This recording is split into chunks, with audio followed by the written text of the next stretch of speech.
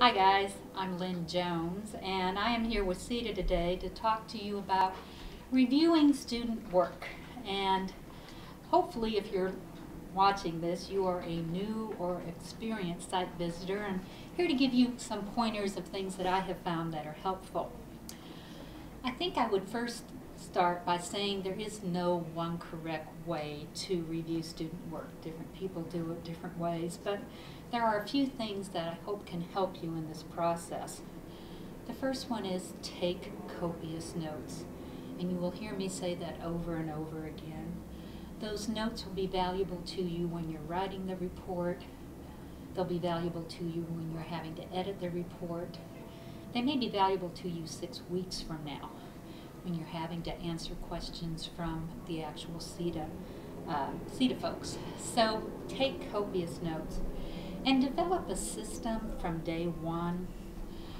Course name, course number, course number, course name, whatever way works for you. And then always include the project title of the work you're looking at. So those things in particular will help you. The way I'm going to lay this out is more of a time sequence. What do you need to do before you get to the site visit? And then what do you actually do on the site visit? So I'm going to go through it in that format. Starting out, you got to do your homework. Just like I tell my students, you got to do the homework. It's really good to understand how the curriculum is structured. Figure out what classes do students typically take as a freshman or a sophomore. What do they take as the junior or the senior? Visualize that course sequence so you have an understanding of how classes are rotated. And then another important thing is to understand if the studios are stacked. And by stacked, that's an education term where perhaps they have a commercial design studio and it's offered to juniors and sophomores at the same time.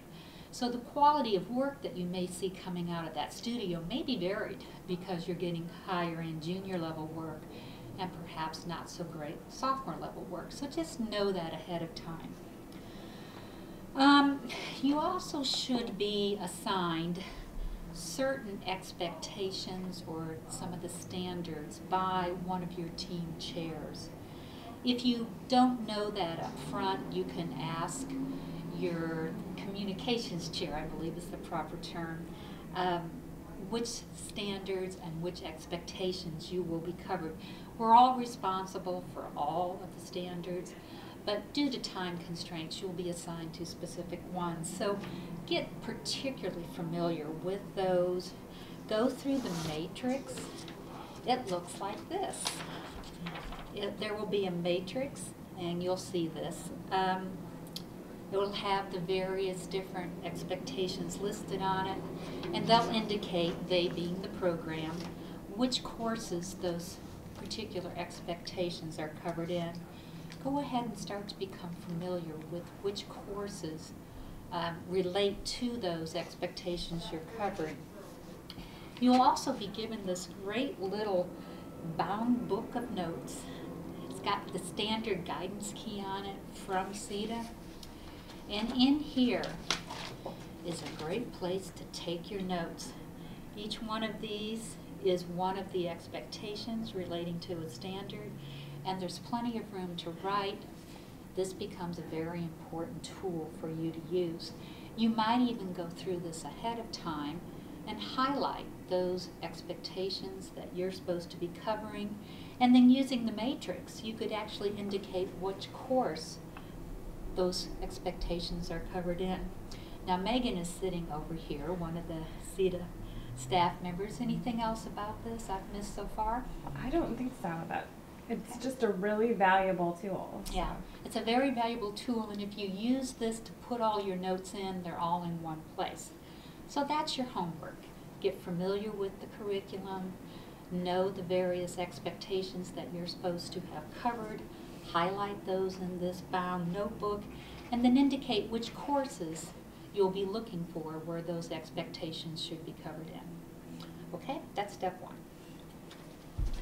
Then you get to the site. And on Saturday morning, you will be introduced to, of course, the head of the program, and they'll probably walk you through the space, but then you'll get to walk into the student workroom. First of all, don't be overwhelmed. You have 2 days to go through all the student work that is spread around you. And for that first 30 to 60 minutes, the faculty members will walk you through all those different projects. They'll show you the sequence of the courses, and some chairs will even allow that faculty member to spend more than 30 minutes, maybe up to 60 minutes talking about the work. They can tell you a whole lot in 60 minutes that you could spend hours looking for. I would encourage you to have a clipboard, have this wonderful book attached to that clipboard, as well as the sequence of the courses, because you'll be referring to that. It'll have in it which one of those courses are taught at which semester, and then of course the course name and number as well. So that first hour, they're giving you an overview of how they've laid out that particular workroom, and then I would encourage you for that second hour to kind of step back and look at the big picture. Sometimes I find it best to start at the very end and look at the students' portfolios. It's a good indication of the quality of the work. Other colleagues find they like to start at the beginning and do a quick walkthrough, because then they can see the sequence of how the students have progressed. And then there's some that just start in the middle and work both ways. But what you're looking for at this point are overall maybe strengths that might pop out, or something that you see that would concern you. Get out this nice little wire-bound book, find the particular indicator, and write down, notice the strength of this particular course, this particular project. So by now it's 11 o'clock on Saturday, and you still have a whole lot of questions to be answered. So this is what I call dirt time. This is where you really get down to the nitty-gritty. You've got now between 11 a.m. and maybe 5 or 6 p.m. that day to try to answer all those different expectations you've been assigned. As you start to look at the standards, standards 1, 15, and 16 are broad-based and will probably be taken care of either as a group or actually by your team chair. But that means you have 100 expectations, not you personally, but the team, standards that you have to respond to, or the expectations underneath those standards. That's about 35 standards per person. You can do the math as good as I can, I'm sure. You've got to do about 6 of those expectations every hour for the next 5 hours to really get a feel for completing this process. At the same time, don't get bogged down. If you can't find student evidence of one of those particular standards, move on. One of your other teammates might have run across it, but take a few extra minutes. If you can't find it, move on. And what you're really doing is, let's say you have the standard that has to do with building codes, and that happens to be in their 300 level class in their junior year. Perhaps you go to that class first, and you start looking for student evidence that, yes, they do understand that they can't have dead-end corridors, or they do understand handicap accessibility. And what you're doing is you're writing down in ID 331, codes and building standards, the name of the course, the number of the course, and in such and such a project, these standards were met. Or perhaps they weren't met because there's something wrong with their solution. That's the type of evidence that you are writing down here underneath that particular indicator. Now, that's Saturday. And sometime between 4 and 6 p.m. on Saturday, your team chair is going to stop you, and the team's going to come together, and we're going to kind of take inventory of, well, where are we? Where do we have big holes? Where are you not finding evidence? And then you'll kind of work off each other and hopefully be able to find some of those holes. At that point, I'm encouraging you to chill. CIDA builds in a couple hours at this point into the schedule. Take a breather, step back from it, go have dinner. And then that evening, you may or may not come back together as a team. Probably you'll come back together for a brief time. And one of the things you'll be working on is how do you fill those holes, and then what are the questions you're going to ask the faculty tomorrow morning? Because Sunday morning, bright and early, you have an opportunity to meet with the faculty, not only discuss general questions with them, but if there is something that you really can't find, now's a good time to ask the faculty, where do you teach this? Or, in fact, the better way to phrase that, do you teach this? And if so, where? All right, so that's Saturday. Sunday then, as I mentioned, you'll come back and meet with the faculty first thing. And then from about 10:30 again to 4:30, 5, 6 o'clock, more dirt time. You're back in that workroom, reviewing student work, looking for evidence in the expectations that you haven't found previously, and just trying to fill in those gaps. Some of you may even find at this point you're able to start writing formally the actual outcome from those standards.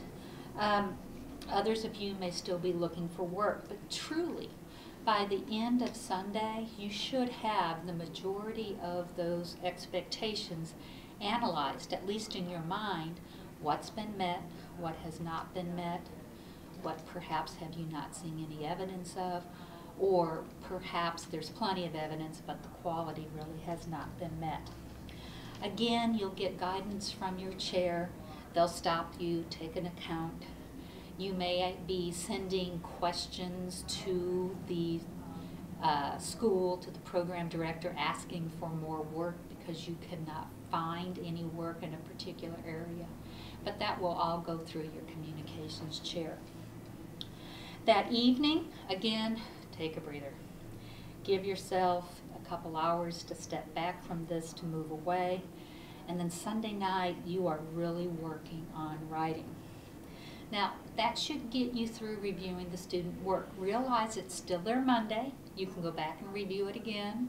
The team may be bringing in more, not the team, I'm sorry. The program may be bringing in more student work so that you can review perhaps some holes that you have asked them to.